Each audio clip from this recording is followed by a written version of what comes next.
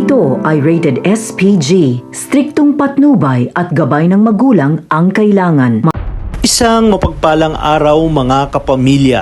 Ngayon nga ay isang malaking isyo ang bumabalot sa mga kaganapan dahil ang buhay ng paboritong anak ni Rigor na si David ay nasa kamay na ni Marcelo.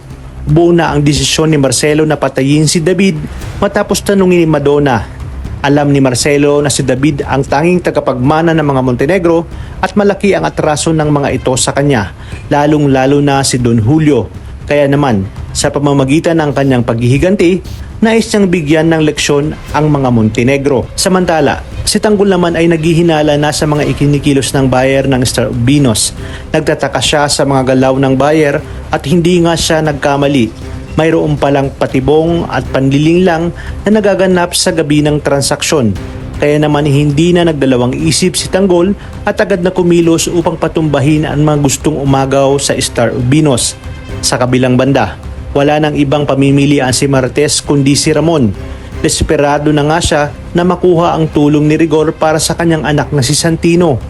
Malaking tulong din si Anika dahil hawak na niya ang CCTV footage mula sa Kamao Gym na nagpapakita kung paano sinaksak ni Lawrence si Coach Gary.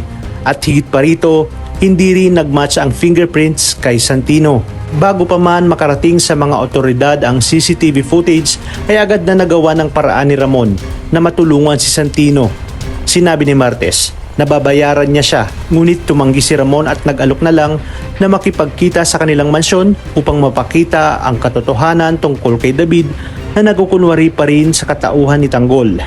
Nang magpunta si Santino sa mansyon ay nagulat sila nang makita si Don Julio nakausap si Olga at David tungkol sa kanilang negosyo. Hindi nila alam na may sorpresa si Ramon. Nagulantang sina Olga at David dahil bukod nga sa pagpapanggap ni David ay nabuko na rin ni Martes ang papapanggap ni Olga bilang beng. Inakala pa nga ni Martes na pakana ito ni Ramon, ngunit agad itong itinanggi ni Ramon.